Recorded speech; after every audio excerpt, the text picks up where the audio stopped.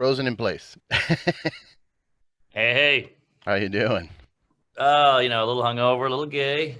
A little hungover, a little gay. I feel Trying to you. make it work. I am on that page of hungover. Oh, yeah? Mm-hmm. Oh, where are you? I'm in LA. Ah, Yeah. nice. You should be wearing a mask. In my house. Yeah. In between bites of food. Mm-hmm. That's what I heard. In between bites of food. That's the way to go. That's what I just did a Netflix thing, and they hired a lady just to tell you to put your mask back up. Like if you left it down here, she would go, up, up, up, and you go, oh, that was her whole job. I wonder how much she was getting paid for that. I don't know, but she was damn good at it. She deserved a raise. Yeah. We all hated her. Oh my God. Yeah, Nice, nice it's lady. been interesting. It's been interesting here in LA with the new Delta variants and the what was the new one I saw? The Lambda. Yeah, the whole sorority. Well, the Lambda kind of I could see it already. I can see the conspiracy guys already. Like the word lamb is in it. You're being sheep. Right, that's gonna happen. It's gonna happen. Barack Obama was born in August, so that means he's a Leo, which means you're lying. Yeah. There's always something. Yeah. Yeah. I'm gonna keep all this in, but I'll do a little intro for you. I is that important to? I feel like it's important for comedians to get a proper introduction on stage. Yeah, well, the intro can really make or break you. Like Seinfeld hates it if you go, one of the best ever to do it, living legend, funniest guys on the planet, Jerry Seinfeld. He's like, what are you doing? Now my Ah, fucking stop, yeah, stop. you're getting the expectations way up. And then here's the biggest faux pas in comedy when they go, all right, folks, you're in for a treat. We got Mark Normand here. He's been on Comedy Central, Conan, Tonight Show. Put your hands together for Mark Normand. You can't say the name twice. Right, right, And right, right. that one's done almost on a daily basis. Jeez. You know him from Mark Normand? Yeah. Uh, If you say the name once, it loses its gusto. you also know him from MarkNormanComedy.com. You know him from at Yeah. Mark Norman on Instagram. Right. Keep going for Mark Normand. Woo! Welcome to the RRBG podcast. I am here with Mark Norman. How are you, brother? Good. There you nailed it. But Proper intro. this is nothing to do with Ruth Bader, right? I did Google alerts on the name of the podcast just to see if, because sometimes I have musicians that'll drop some kind of, news that they hadn't dropped before. Yeah. So I get the little Google alerts, and I get so many for Ruth Bader Ginsburg stuff. It's so many. It's nonstop. There is an RBG Ruth Bader Ginsburg podcast somewhere on like NPR or something. I thought I was doing that one. I was actually kind of bummed. I was hoping it was that one. How unfortunate. Yeah. Well, you are a fellow Sheath Underwear alumni, so I decided to wear my Sheath shirt today. Oh my God, are we wearing the same underwear? That's weird. Whoa, look at that. Same yellow. That's the same one. Same one, little yellow. Bananas. My balls are in a sack, people. They're in a separate pouch. It's separated. Yeah. It feels great. It prevents all the big balls rubbing against the thighs and all that. Yep. It's Israel and Palestine down there. You got to give them a little separation. Exactly. How was the Netflix filming, man? I saw you posting pictures and all that. So how did it go? It was good. It was very good. I feel like we got it. We did two, and we got it clean on the first one. Knocked it out, very tight. And then the second one, I got real loosey-goosey and fucked around and riffed and played with the crowd a little bit. So they let you edit it yourself, which is super cool. Netflix does it right. As much as we all trash them for booking Rob Schneider and the other lady, they really care. Like they'd go, I noticed you forgot that one joke, and you're like, wow, you know my act. Man, you guys really pay attention. Whereas Comedy Central's like, hey, just film something and we'll steal your money. But Netflix, they really pick you for a reason, and it's all calculated and thought out. And I got to say, it was a pleasant experience. That's good. Yeah. I mean, yeah, like you said, people give them shit because it feels like they give everybody specials. But, I feel like they can appreciate certain aspects of comedy that maybe you don't appreciate. You know what I mean? There you go. There you go. Yeah, they really cared about the material, which meant a lot. Most people just want your following or your name Mm. on the platform. They actually were like, that joke is great. Don't forget to do that joke. So that was nice. So this is part of a thing that they do, right? Like the stand-ups, is that what it's called? Like a Yeah, series? every year or so, I think COVID screwed it up, but every year you do 5 or 6 30-minute sets from different comedians, and it's like a series. And Okay. everybody and their uncle told me not to do it, but I don't know how else to get a toe in the pool of Netflix. So I said, fuck it, I'm not going anywhere. I'll write a new half hour. And I jumped in. Yeah. No, absolutely. I mean, I don't listen to people like that. I know, I get it. I get where they're coming from, but at the same time, sometimes you got to take opportunities when they come at you. Yeah, yeah, exactly. I mean, every brilliant, respected comic said, don't do it. And then Nate Bargatze said to do it. And I went, you know what? He's actually done one of these and it Mm. changed his life. So I'm doing it. Exactly. It's Netflix. I mean, where are they going? They're not going anywhere. Well, who knows? I mean, that's what Blockbuster said. That's true. That's true. But I just feel like now with the streaming shit, it's harder. It's different. You know, it's a different world. There is a Yeah. million other streaming services too. You know, you got your HBOs and your Paramount. Like it feels like every single channel has their own fucking streaming service now. Oh yeah, you got your Amazon and your Apple, whatever. I keep hearing about Apple TV. I don't know what the hell that means. They And have then their own there's thing. Yeah. Hulu. Yeah. Yeah, it's a different time. I think eventually, this is my prediction. You, sir, will have your channel, and you can Mm, just put that on TV. We kind of have that with a YouTube channel, kind of. but it'll be just your channel. It'll be like an app, and Yeah. then all your shit will be on that channel, and we'll flip through it the way we used to flip through MTV and CNN and Comedy Central and VH1. Yeah. Well, look, I mean, I was having this conversation yesterday with a guest, and I want to see your take on it. But it's controversial to say it or whatever, but I don't, I don't really think everyone needs access to post things on the internet. Oh, I completely agree. I think it's ruined our society. We're back to tribalism. We're back to burning people at the stake and the gallows. Yeah, Yeah. it's not good. It's not good. Twitter is evil and it's hurting us and it's doing more harm than good. Look, I like a zinger every now and then, but I don't Yeah. know, man. It's people get real wacky on that shit.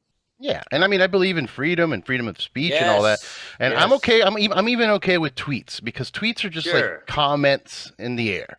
But I mean, like putting content out, like putting Oh. videos out. I don't think everyone needs to be doing that. Like there's No. dudes posting, hoax videos on TikTok, like, oh look, the government told me to dump oil everywhere, and it's like that's not real. And now, but then grandma out in Arkansas believes it because it's all in the video. I saw it. Yeah. Yeah, I mean, it's just the nature of things. Like things get invented and they help so many people. Like social media and the internet has helped so many people. Tutorial videos, surgery, how to change a tire, how to do all that. Like these videos are amazing, but much like fire or water or the automobile, it can also ruin you. Hmm. Hey, fire kept us alive, keeps you warm, cooks your food, but it also burns your house down. And I think the internet is similar where it's this special, amazing new thing, but it could also ruin you. Yeah. Yeah. Absolutely. I mean, well, we've seen it ruin other people's careers. Oh yeah, oh yeah. So you just filmed this Netflix thing, but you had the Out to Lunch special come out on YouTube not too long ago, May, I believe. Ooh-wee. And so what's the, I guess, what's the benefit of putting out a whole special like on YouTube just like that? Like, did they approach you? Did you just do that on your own? Like, how was that? I mean, I've told the story many times, but it was Oh, a shit. huge failure. I had this hour cooking, and I was like, this hour is hot.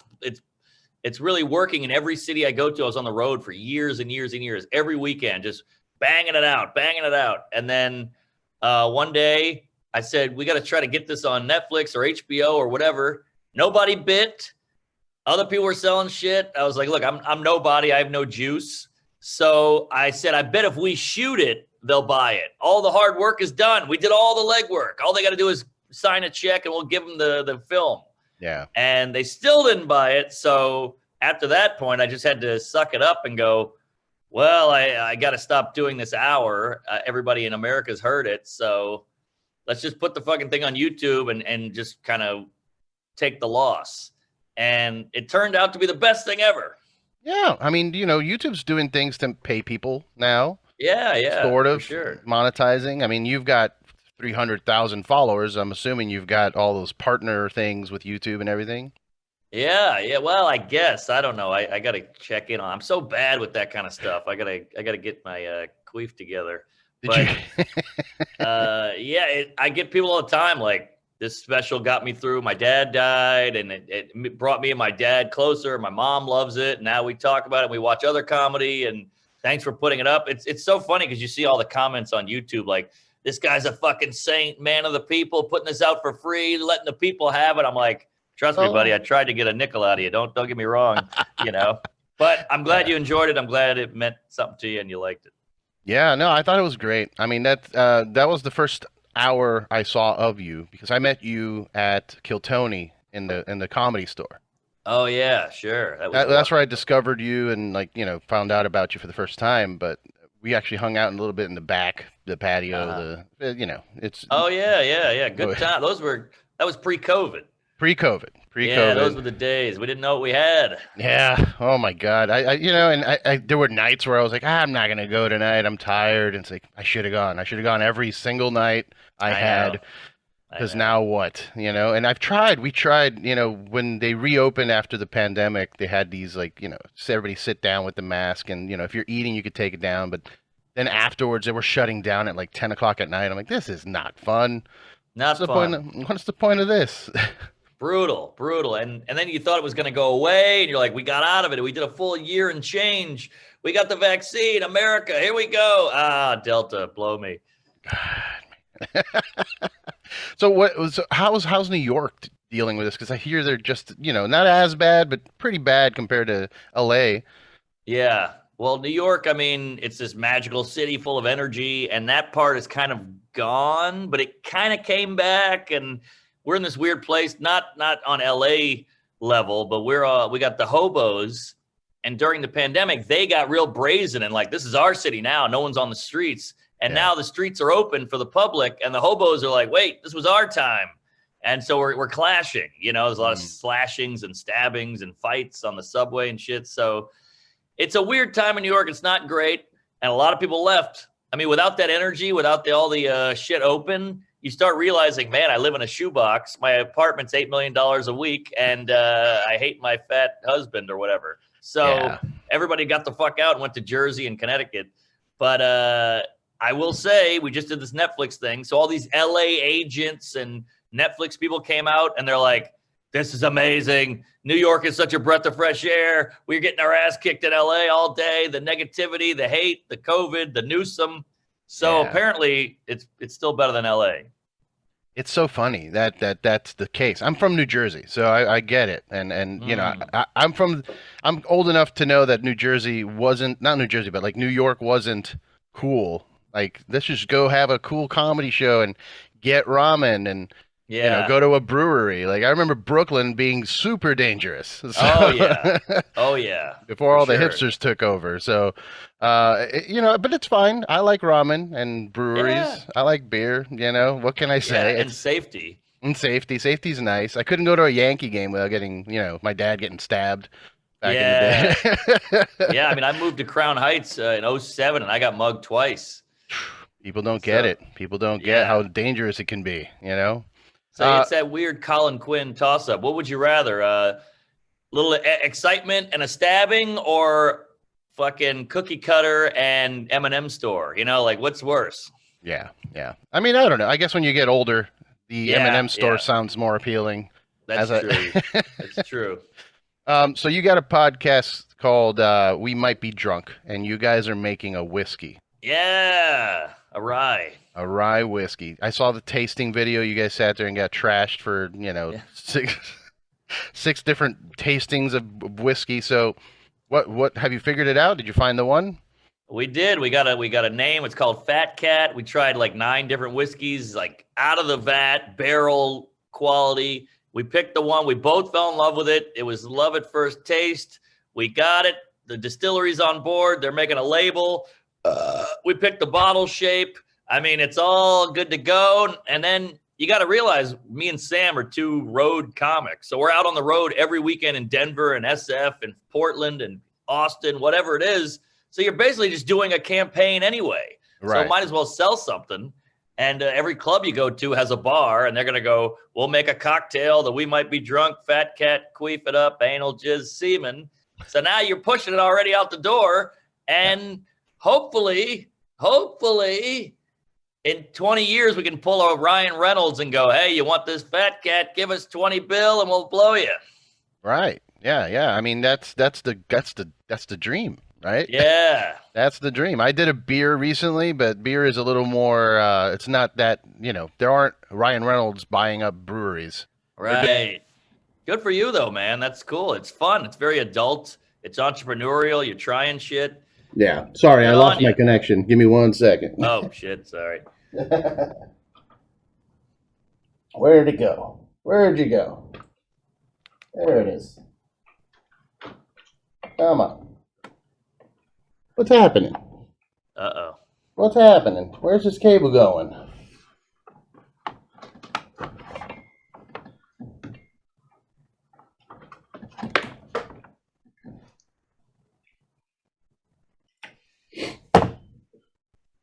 Good times. There we go. Good times. All right, sorry about that. You back? I'm back. Okay. Good. All right. I did a beer for the show. It was fun, but that's not going to lead. I need to make a brewery if I want to become rich off of beer. Yeah, good point. Good. What was the beer called? It's called I Don't Really Listen to Podcasts. No way. And it's for the podcast, so that's fun. That's fun. I like it. Was it a lager or an IPA or what? It was a regular lager. I just wanted something that everyone can enjoy if you like beer, because I know some people get pissy about IPAs. It tastes like soap. It tastes like oregano or not oregano, cilantro or whatever it is. Right. But yeah, I wanted something simple, something you could crush at a concert or something you could just have with dinner. So hell yeah. And I'm gonna keep making more, and I'm making collaboration beers with people too. Whoever's a friend of mine that's wanting to do something like that, I can help them out. I'm working with a few bands and athletes. I can't really reveal too much right now, but we're getting some beers out. Wow, good on you, Fatty. That's exciting. If you want a beer, I mean, please, I'll make it happen. I love beer. Send it to my place. I'll go down on you, please. Are you like a big beer? Like, how nerdy do you get with beer? I mean, I don't know too much. Like I fancy myself a whiskey douche, and then I just sat with a guy in New York last week who's like Pappy Van Winkle rep and all, and I was like way out of my element there. This guy knew so much more than me, and I was embarrassed. But I just like beer. I enjoy it. I love a Pilsner. I love a lager. I love a Hefeweizen. You name it. But yeah, people send me beer all the time for our podcast, and I drink the shit out of it. So I just like it with dinner now. I used to be a beer guy, like eight glasses of beer at a baseball game, and now I'm like, I just want to enjoy this crisp lager. Yeah. Can't be drinking 8 or 9 beers a day like I used to. Same. Get fat and get nice and fat, get nice and sick too. The your immune system drops and especially with all this virus shit going on. You don't want that. Yeah. Here. Yeah, totally. Man. And you get that bloaty, that I get real puffy when I drink beer. If you look at a lot of my TV appearances, I'm like puffy as shit because I was like 28 and I was just a beer guzzling lunatic. Yeah. So, going back to a little bit towards like what you do, your voice is very unique. I listen to a lot of comedy. And everybody, the ones that make it in my eyes always have a very unique voice. Like whenever I hear it, no matter what, if I'm not watching, I can hear it and be like, that's Mark Norman. Wow. You mean the pitch or the candor, or do you mean like the actual metaphorical voice? No. The pitch, the candor, just the sound of your voice. Yeah. All right. Because that's I think that's important too. It's not just your jokes or what you're trying to say. It's also how you're delivering it, how you're saying it. Yeah. Like when I hear George Carlin, I know that's George Carlin, no matter what, no matter where I hear it.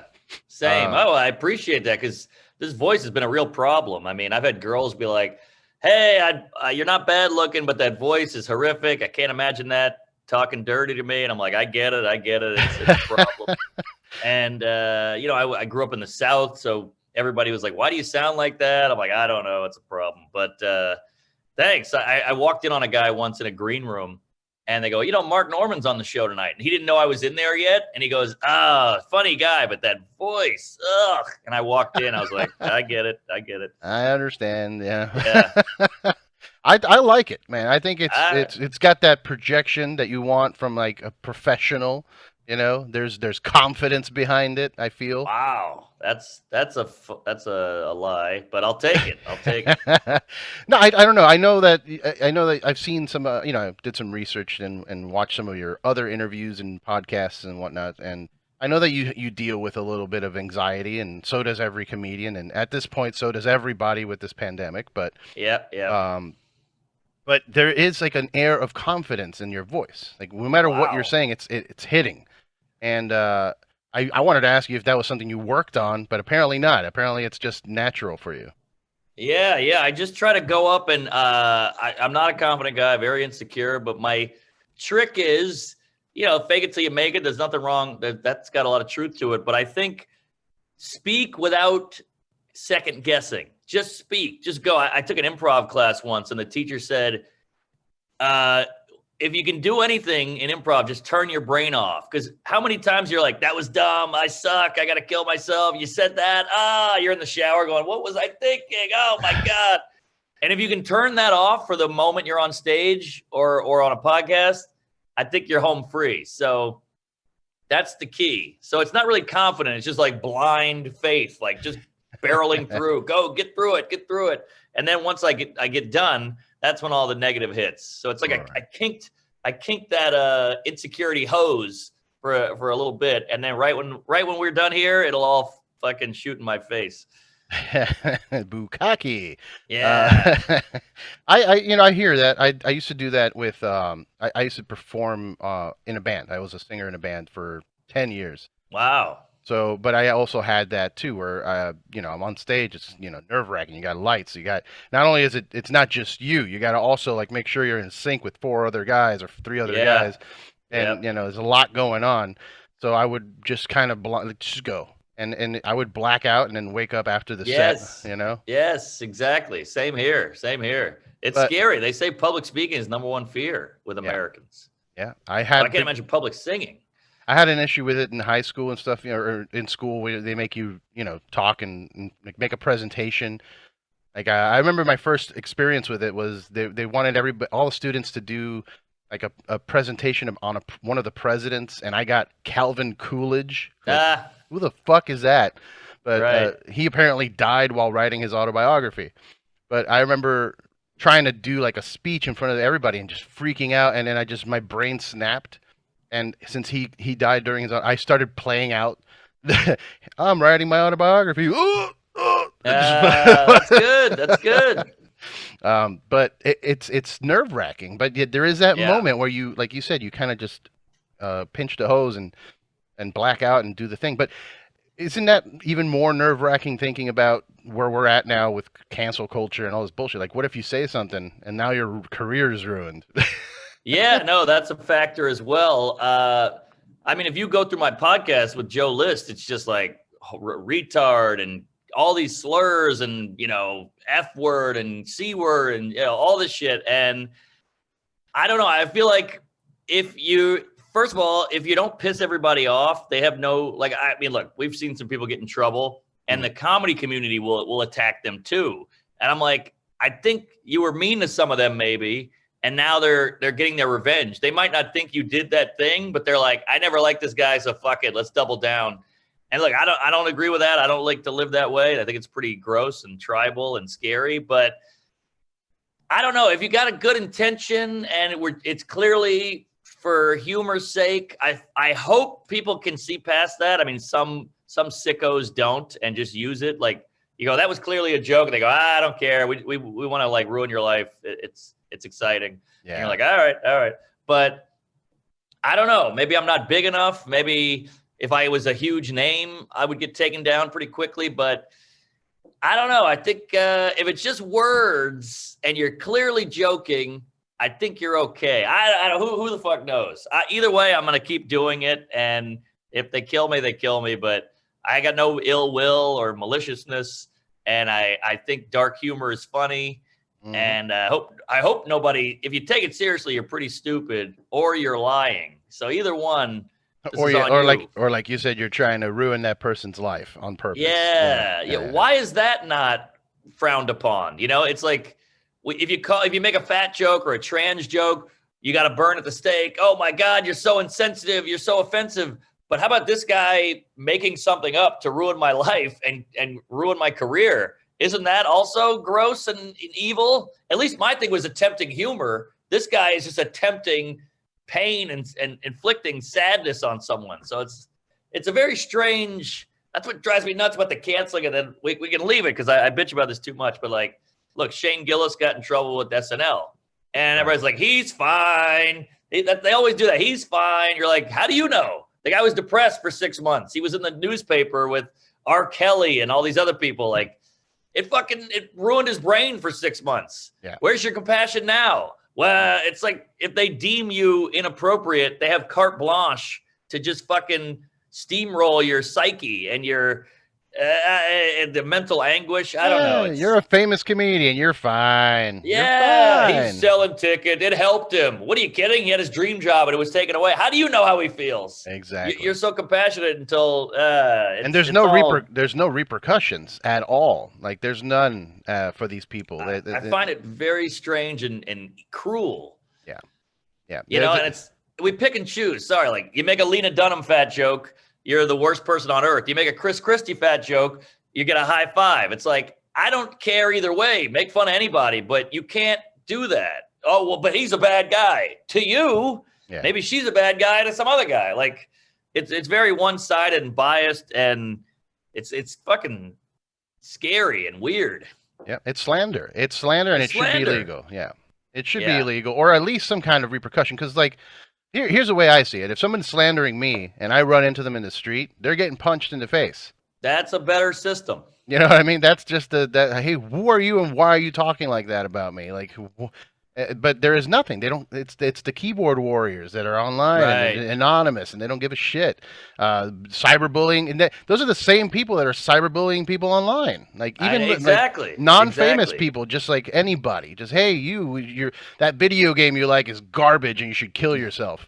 Like what the fuck?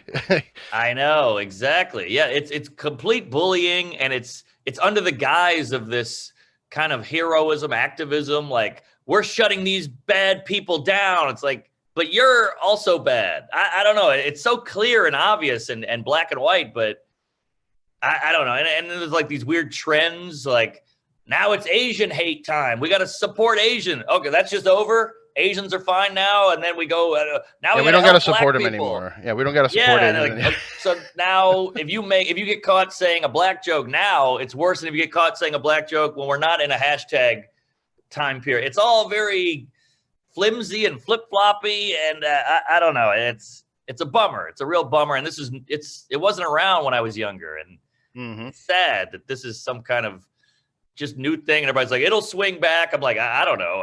It seems like it's here to stay. And if there is a swing back, it's because of something like I was mentioning earlier with we need to limit who's posting shit online. Yeah. And then that comes with a whole other bag of problems like, oh, we're communists. We're now under dictatorship. Right. Like, we have no freedoms. And, like, come on. Yeah, Back, when I was a kid, you talk shit, you get hit. That's it. That's it. That's a solid way to do it. It's a good system. But I don't know. Silence is violence. Silence is violence. I wanted to get a little deep because, I don't know if you've talked about this in the past or not, but we were talking about anxiety. I've recently, in the last year or two, have been kind of dealing with my own in terms of figuring out where it's coming from and opening up all those boxes. Like when I've seen you talk about, your childhood being kind of like your parents were off on their own, kind of doing their own thing. Yeah. Was that, do you think, the kind of just the foundation of your anxiety and depression or anything like that? Well, I think, not to get too too queefy on you, but sorry, a little semen in the throat there. But gotta let it get it, loosen it up. Yeah. I think I grew up in a kind of a weird scenario where, like, your parents are always gone; they're workaholics, so they're like, "Hey, you figure it out. You're a bright kid." But then we lived in this neighborhood in this house where we got robbed constantly, and there was like no running water some nights, no electricity some nights, and people were breaking in constantly. So I was such a kid, and you're like, your parents aren't here, and there's so much crime and shit going down. I walked in on many robberies, and my bike got stolen on the street and shit. So like, I was a bedwetter, and I think I just learned that's like a traumatic thing. That's how kids deal with trauma. They wet the bed, and I didn't know that. I just thought I was weird. And so I think all that led to anxiety. And not only are you dealing with that, but you have my parents are kind of stoic and shut off. So we didn't really talk about it. We weren't like, it's crazy we got robbed, right? Like, that's insane. You weren't here. I walked in on the guy. They were like, oh, yeah, that sucks. And you're like, all right. So I think it was a lot of that shit that led to my anxiety. And then you just start, you're a kid. You just sit there and thinking and stewing. Like, what would happen if some guy came in and like, beat the shit out of me and then took the VCR. I don't know. And so I was always in my head all the time. And I think that fucked me up pretty good. And then when I did therapy for the first time in my 30s, I was like, holy shit. I had all this baggage and I was putting it on other people and I wasn't dealing with my own shit and I blamed everyone else and I got problems. And that was a big breakthrough. Now, it's weird to hear that, you went through all that and you have anxiety and all that, and then you still chose to do a career where you're in front of a bunch of people, exposed and kind of being vulnerable and putting yourself out there. What led you to kind of pursue comedy and not like, say, a band or, bartending or whatever it is? Like, why did you choose comedy? That's a good question. I think because I'm confused about a lot of things. And a lot of people don't tell you the truth. And I'm not great at reading between the lines. When people say like big is beautiful, you go, oh, okay, I guess big is, and then they go, I need to lose weight. And you're like, but I thought it was beautiful. Right. And then they go, shut up, you piece of shit. I'm like, I'm just going off what you said, So stuff like that freaks me out. And like, I guess I'm maybe like spectrum-y or weird where I need things to connect. And if you tell me one thing, I'll just go with it. And I've always been a little off in that way. My teacher thought I was mentally retarded in third grade because I took a test and it said circle the instruments.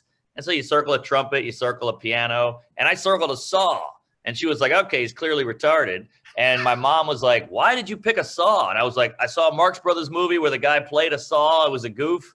And she was like, oh, okay, he's not retarded, but the teacher didn't buy it. So it's just shit like that where I'm so literal. Yeah. And comedy allows you to not only have an outlet, get laughter, but also you can kind of throw your thoughts out, and whether people agree or disagree, they react, and it lets you know what's real. Comedy is all about, when you break it down, it's about the honesty, it's about truth, and no one will really tell you the truth, especially now, which I think is why comedy is so popular. So it was just like a calling, like, this is it, this is my thing. Not only is it fun and exciting and challenging, but it's also therapeutic because they're laughing at shit that's real.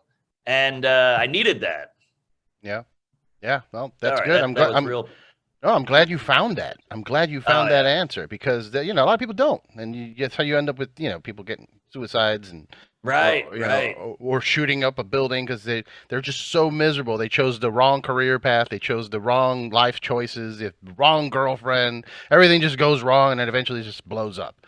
Yeah. I mean, I wouldn't say I was a dumb kid. I was a horrible student, but like shit would fuck me up when people would say, I don't see color.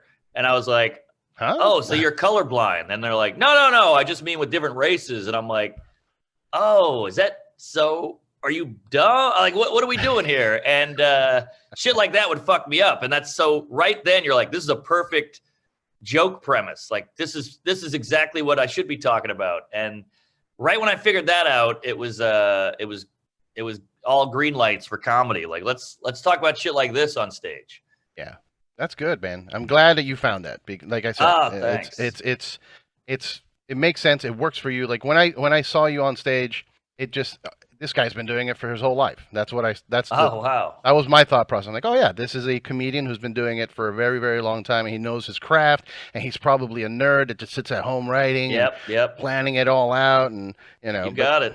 yeah. I mean, I got the notebook right here. I'm going to do some writing after this. And it's like Howard Stern. Howard Stern is this like insanely inquisitive, curious guy. And he just happens to be the best interviewer of the last 50 years or whatever. So it's like, it's just in you. You got to just, everybody's got a thing. You just got to figure out the avenue and what it is. And it's probably like Howard Stern said, his parents neglected him. He had all these questions. They wouldn't answer him. So now he's got Mel Gibson on, and he can actually go, what is that about? Why'd you do that? What did that mean? And we're all going, oh my God, this is exactly what I would want to ask. And it's the same with comedy. Like, I don't know, there's so much phoniness and weirdness and comedy in the world that I don't know. It's a perfect job for me. Okay. So I'm getting too into it. No, it's good. If you couldn't do comedy, let's say right now comedy was canceled. That's it. We're done. We don't want to hear it anymore. Yeah. What would you do?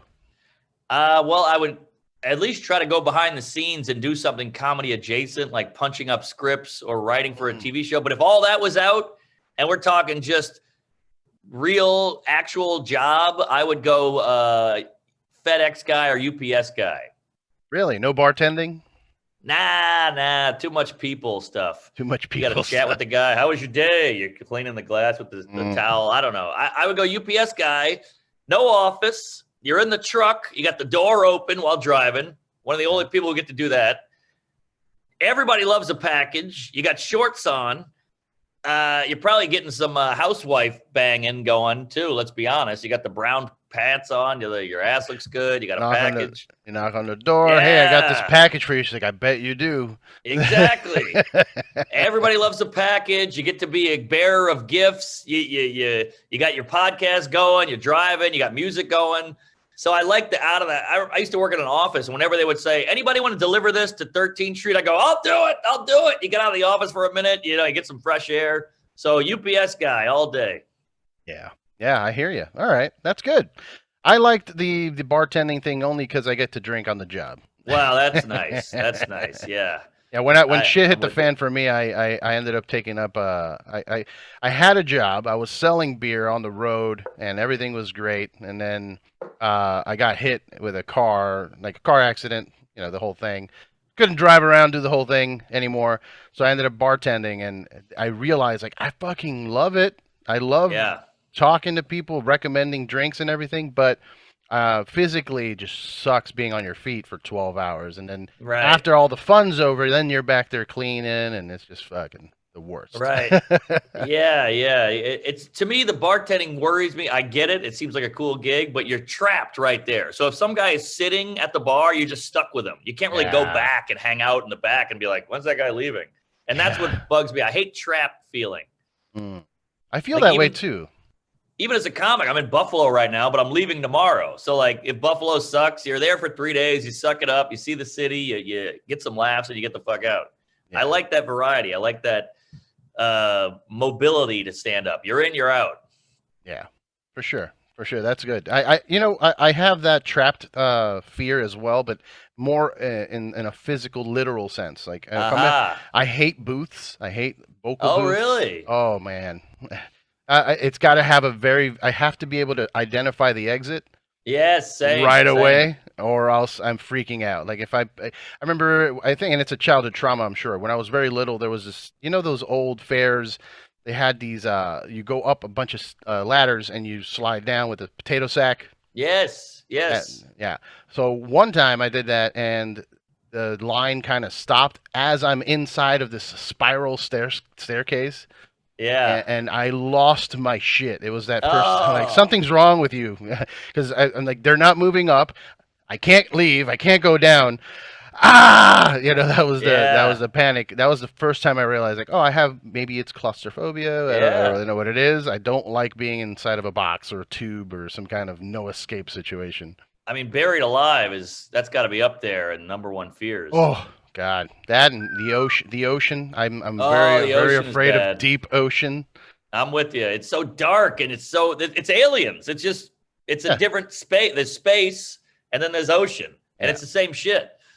You can't breathe. It's scary. I took mushrooms once and went swimming in the ocean, and Poseidon spoke to me. I just remember I was like swimming under there, and I remember hearing a voice and like opening my eyes underwater and just seeing a face even, and just thinking the voice was more like, just turn around. Yeah. Go back. And I'm like, oh, okay. All right. Yeah, bye. I'm out of here. Oh, totally. I get it. That's a good voice. Yeah, right. I have a fan question. Somebody sent me a fan question. Hit me, Fatty.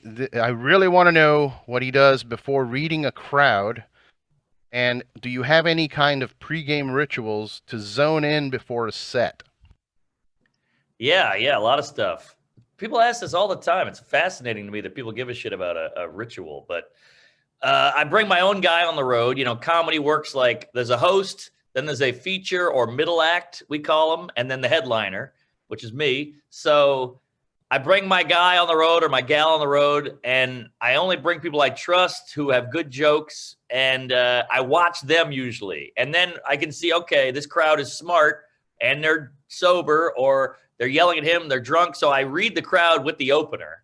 And then my only pre-show ritual is just like a little bit of a silent time, or just let me sit there and kind of think about my jokes. And then that's it. I mean, nothing crazy. I'm not really drinking. I'm not really, sometimes I want to shower before, but I just like to look at my notes, just get a look at that swastika and then head out there.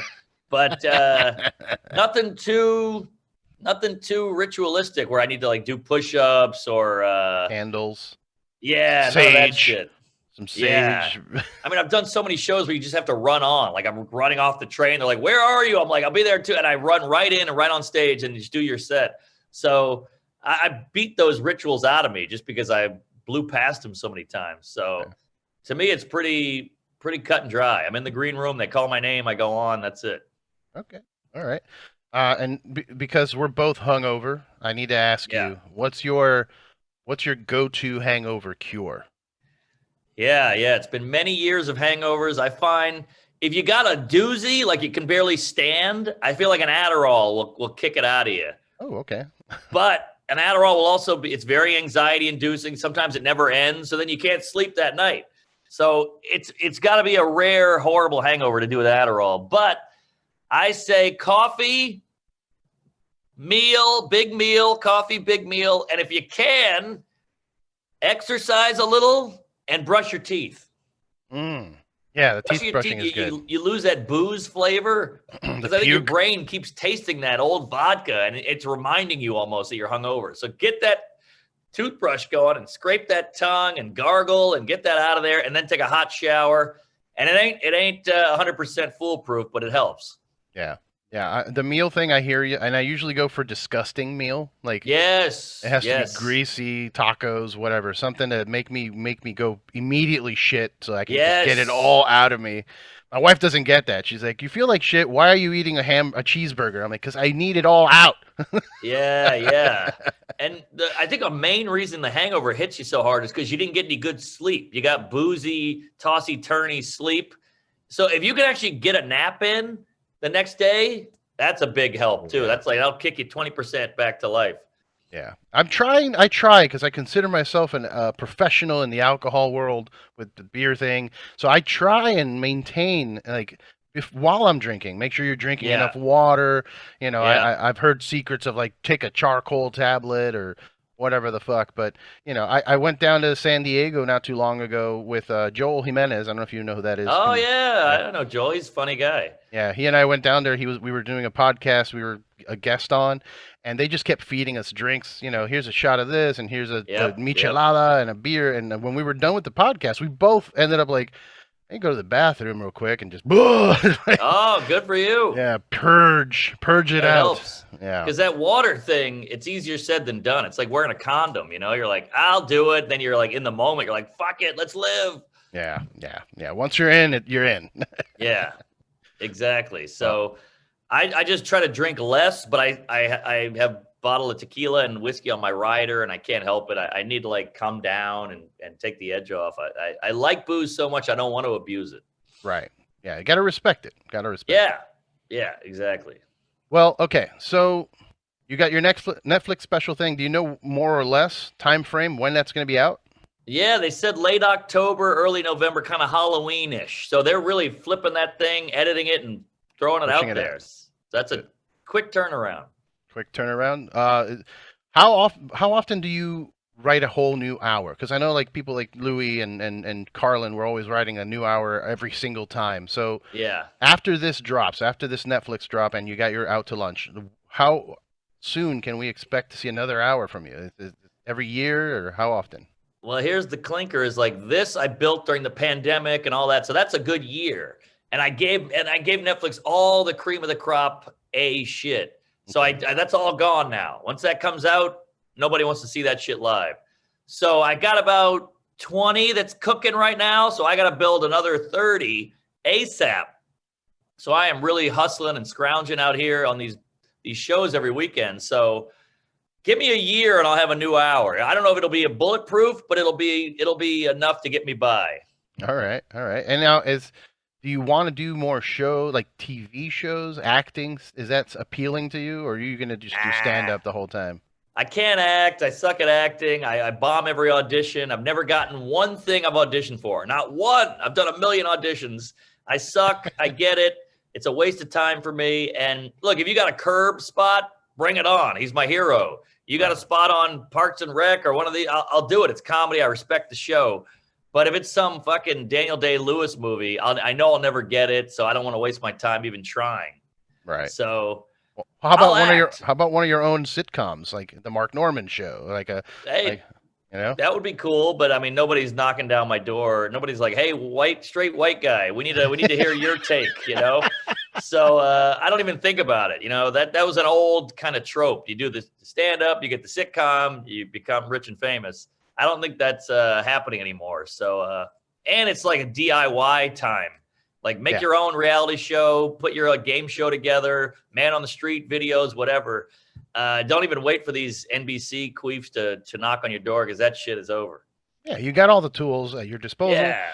You have a leg up personally because you've got 300,000 followers and that kind of that you have a built-in audience, really. So hell yeah. You whatever you do, you're going to have people supporting you and following you wherever you go. So if you decide to make your own fucking sitcom, you could do it. Yeah, thank you. We'll see. At Mark Normand, you've got We Might Be Drunk. Yep. You also got what's your other show? The Tuesdays with Stories. I was gonna say Tuesdays. Yeah, that's what we call our listeners. Tuesday with Stories with Joe List. Yep. Are you planning on maybe even doing your own podcast, like just you on the top of a mountain somewhere talking about? I'm canoodling with the idea of a Patreon thing. Like I mentioned, having your own channel. I'm going to try to do that with Patreon. Like just have a quick podcast, all this crazy. I got a guy following me now and he films every show, films the green room, films the city. We get a shot of everything. And he's putting all that together and it's really cool footage. I mean, I'm talking behind the scenes at Tonight Show, at the Garden, at the Netflix tape, like all this amazing footage. He's filming everything. And no one has really tapped into that too much. So that might be my Patreon thing. Okay. And that's in the works. But I don't know. I got 2 Patreons with a pod already. I don't know if anyone's going to want to buy another one. So it's an idea. People support, man. People support. As long as you're putting stuff out there that's funny and good content, I think people will be into it. Did you end up getting this guy, the guy filming, is he like an assistant of sorts? Because I remember hearing you say something like that, like you wanted to get an assistant of some sort. I need one, but I had 800 guys reach out and go, I'd be perfect. I'll do it for free. I'm Asian, whatever it is. But I still need an assistant so bad that I would read these and be like, you need an assistant to hire your assistant. Yeah, exactly. So I'm all over the road. I can barely add or subtract. And, I said yes to this and then I totally missed it. And you're like, hey, I'm ready. I'm like, oh, shit.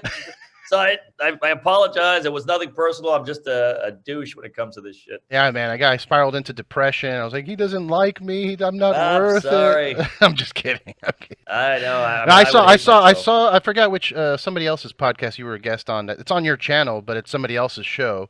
Which Yeah. I found interesting, by the way, that you do that. Like you have other shows that you're on your channel. Yeah.